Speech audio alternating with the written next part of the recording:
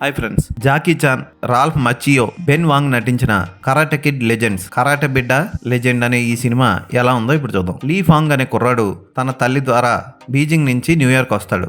New York వచ్చిన తర్వాత Beijing లో ఉన్న తన మార్షల్ ఆర్ట్స్ స్కూల్ మాస్టర్ హాన్ ని మిస్ అవుతూ ఉంటాడు. హాన్ ఎవరో కాదు, మన జాకీ చాన్. బీజింగ్ లో మార్షల్ ఆర్ట్స్ స్కూల్ నడుపుతూ ఉంటాడు. అయితే లీ ఫాంగ్ అన్న మార్షల్ ఆర్ట్స్ నేర్చుకొని ఓ స్ట్రీట్ ఫైట్ లో కత్తిపోటుకు గురై చనిపోతాడు. ఆ తర్వాత నుంచి లీఫాంగ్ తల్లి వైలెన్స్కి దూరంగా ఉండాలని లీఫాంగ్ని దూరంగా ఉంచుతుంది. అయితే ఇక్కడ న్యూయార్క్ వచ్చిన తర్వాత కూడా అదే మార్షల్ ఆర్ట్స్ నేపథ్యంలో పోరాడాల్సిన సమయం వస్తుంది లీఫాంగ్కి. అప్పుడు తన గురువు హాన్ సహాయం తీసుకొని, మరో గురువు డేనియల్ సహాయం తీసుకొని లీఫాంగ్ ఎలా పోరాటం చేశాడు అన్నదే కథ. కరాటే అంటే తెలియని వాడికి కూడా కరాటే నేర్పి అతన్ని ఒక పెద్ద మార్షల్ ఆర్టిస్ట్గా తయారు చేసి నిలబెట్టడమే ఈ కరాటే కిడ్ సినిమాల్లో చూస్తూ ఉంటాం. ఈ సినిమాలో కూడా అలా ఉంటుంది. కానీ ఆల్రెడీ మార్షల్ ఆర్ట్స్ వచ్చిన లీఫాంగ్కి కరాటేలో శిక్షణ ఇవ్వాలి. ఇదే ఈ సినిమాలో చిన్న కొత్త కాన్సెప్ట్. లీఫాంగ్ పాత్ర చేసే ఫైట్స్ ఆకట్టుకుంటాయి. ముఖ్యంగా విక్టర్ని కాపాడే సన్నివేశం కానీ, మియా ఎక్స్ బాయ్ ఫ్రెండ్తో చేసే ఫైట్స్ కానీ ఆకట్టుకుంటాయి. క్లైమాక్స్లో వచ్చే ఫైట్ కూడా ఆకట్టుకుంటుంది. కానీ ఒక బీభత్సమైన మార్షల్ ఆర్ట్స్ సినిమా చూసిన ఫీలింగ్ అయితే మనకి కలగదు. మాస్టర్ డేనియల్ని స్పెషల్గా హాన్ ఆహ్వానించి మరీ లీఫాంగ్కి కోచింగ్ ఇప్పిస్తాడు. కానీ అక్కడ పెద్దగా అతను వచ్చి చేసింది ఏముండదు, రిక్షాలో జాకీ చాన్ పక్కన కూర్చోవడం తప్ప. ఏదైనా ఈ సినిమాని టైంపాస్కి ఒకసారి చూడాలనుకుంటే ట్రై చేయండి. పర్టికులర్గా థియేటర్కి వెళ్ళిపోయి చూడాల్సిన సినిమా అయితే కాదు.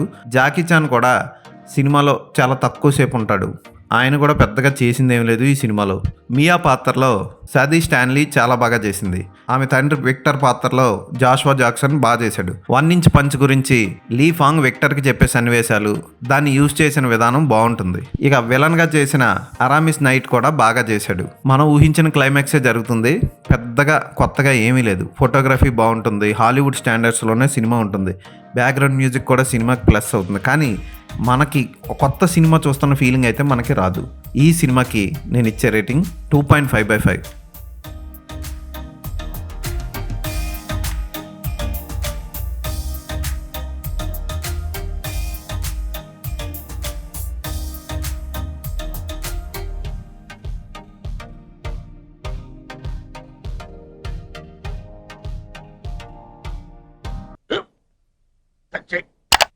స్కూల్ బెంచ్ లాగా ఎంత గట్టిగా ఉందోరా?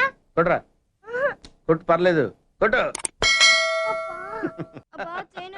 బాబాయ్ ఏంటి నువ్వు కొడతావా? కమా బిట్ మీ యార్. వద్దు బాబాయ్. వాడిని నేను కొట్టడం లేదమ్మా, వాడినే నన్ను కొట్టమంటున్నాను. నువ్వేం కంగారు పడక్కర్లేదు. అడుగుతావేంటి?